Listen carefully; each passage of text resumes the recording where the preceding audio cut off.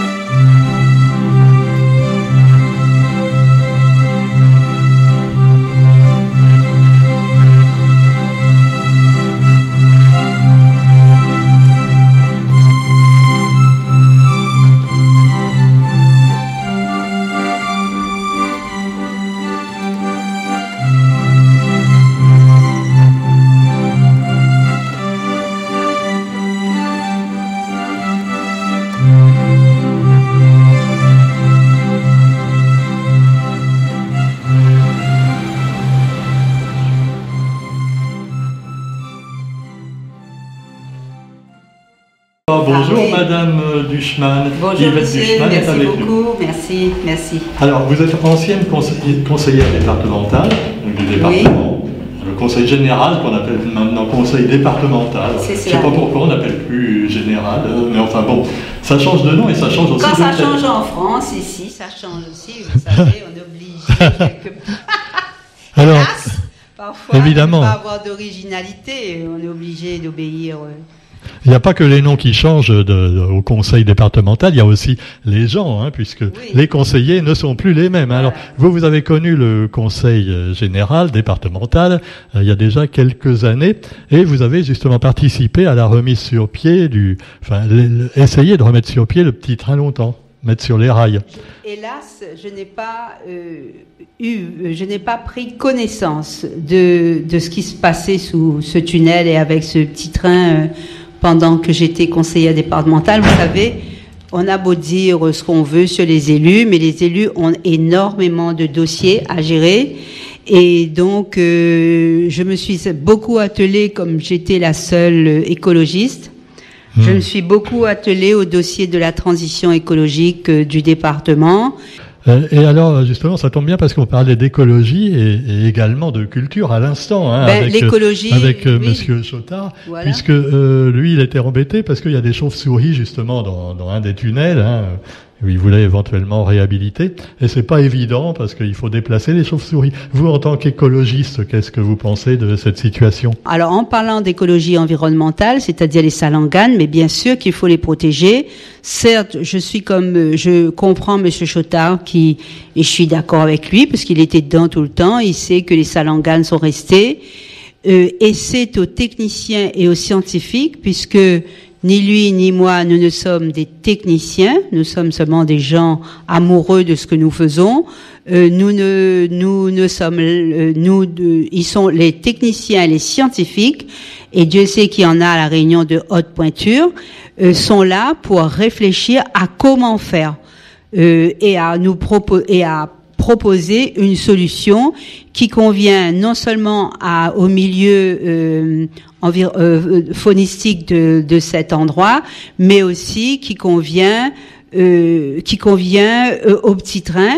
Je suis persuadée qu'il existe une solution pour que nous puissions continuer à faire de ce petit train un train touristique qui, je le rappelle, est unique en Outre-mer, et peut-être aussi avec les autorails Billard qui sont uniques au monde et qui, comme Monsieur Chotard l'a dit, sont en train de pourrir avec, je dirais, une négligence J'espère qu'elle n'est pas, une négligence est toujours voulue, c'est très grave, le mot négligence, je le cite exprès, une négligence des institutions, parce que aujourd'hui, à ce jour, on parle des transports à La Réunion, hein, et ce petit train a été le seul avec bien sûr 2-3 chevals, hein, elle a été le seul transporteur et le poumon économique de La Réunion. Comment on peut et il peut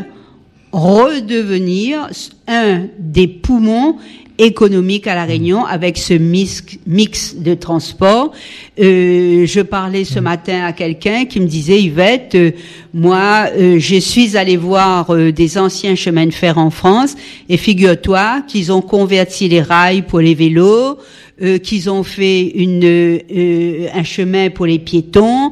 Bref, ils en ont fait quelque chose de touristique qui marche très très fort. On peut mettre les vélos électriques, on peut faire une 3e voie. C'est pour ça que je vous parlais de techniciens. Alors que nous sommes dans un coma circulatoire et nous ne faisons pas un compte avec ce petit train. Et j'en reviens au petit train, puisque si on le remet, quand on le remettra en marche, un train touristique, c'est de l'écologie, puisque nous allons créer des emplois, nous allons faire en sorte que la Grande Chaloupe ne soit plus ce mouroir, ce véritable mouroir que nous connaissons, et des emplois et de nombreux. Et j'ai réfléchi, on peut créer une 30aine d'emplois et en faisant aussi avec l'inclusion des habitants, puisque les habitants sont là, ils ont des compétences, ils ont des connaissances. Et tout ceci doit être transmis à tous les Réunionnais. Voilà. C'est bon pour la Grande Chaloupe, c'est bon pour le tourisme, c'est bon pour l'économie, pour l'emploi. Voilà, et pour le national. Ça sauve le patrimoine également. Voilà, parce que c'est un patrimoine qui est unique au monde. Et encore une fois, c'est en fin de mandat quand je suis allée, quand j'ai eu le temps. Parce que j'ai pas eu trop le temps, hein, puisque, comme je vous disais, on travaille énormément. Je suis allée me promener là-bas, et puis, je sais pas, c'est un appel, hein, certainement que le petit train sait que tout ce qui touche au patrimoine, ça, c'est pas seulement ça m'intéresse, ça fait partie de moi. C'est mon âme, c'est mon corps, ça fait partie de moi. Je me suis toujours battue pour ça. Et donc, c'est là que j'ai vu. Et je peux vous assurer que j'ai eu très mal. J'ai eu très mal de voir ces autorails enfermés, en train de pourrir, ce quartier de la Grande Chaloupe sans vie, sans aucune vie. Donc, j'ai discuté, hein, et c'est là que j'ai compris, et c'est là que j'ai pris contact avec l'association de Citrain, qui elle-même s'étiole, hein, par manque de moyens, par manque de ressources humaines, et qui elle-même est assez désespérée.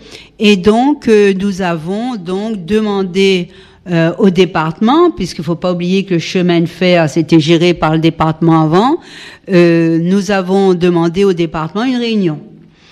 Et du 28 décembre, nous avons eu cette réunion pour remettre, justement, vous me parliez des Salanganes, parce que depuis 2015, il y a eu un arrêt total, un coup de frein. C'est pas le petit train qui a freiné, hein.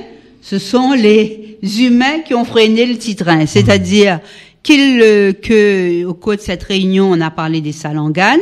On devait trouver une solution, et depuis 2015, zéro calba, ça fait mes grands bois, à plus personne l'est là. C'est les Salanganes qui servent d'excuse pour ne plus avancer Je pense. Oui, c'est malheureux parce que cette faune, elle est là et c'est tant mieux. Mais je ne pense vraiment pas. Vous êtes écologiste et c'est vous-même qui le dites.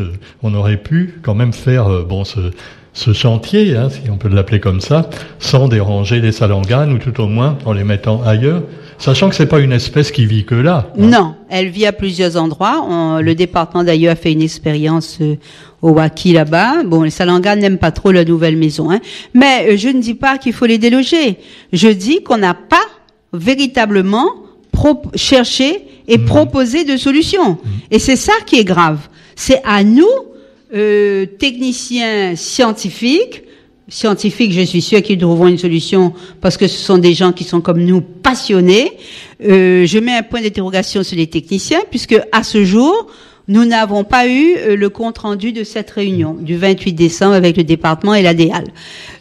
Donc nous allons, parce que nous sommes plusieurs associations, nous allons ressolliciter le département pour que nous ayons le compte rendu de cette réunion qui justement devait s'enchaîner sur une réparation du pont pour permettre et une réflexion donc sur les Salanganes pour permettre à nouveau les autorails, mais en ce moment ils sont en panne, me semble-t-il, oui ils sont en panne, de fonctionner et donc de faire ce chemin ce transport touristique que énormément de gens attendent. Eh oui.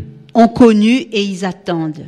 Je ne dis pas que l'association n'a certainement plus les moyens de le faire elle-même. Là, il faut vraiment qu'il y ait des outils beaucoup plus techniques, beaucoup plus importants qui s'attellent à ça et avec l'accompagnement justement de l'association Titrin, des autres associations qui peut-être de quelques réunionnais parce que quand je vais sur le terrain, je rencontre des gens qui me disent, j'ai rencontré la dernière fois un monsieur qui a travaillé sur des chemins de fer, qui a travaillé sur des gros engins, qui me disent, vous savez, madame, moi, on me donne les outils, je suis capable de réparer. Hein.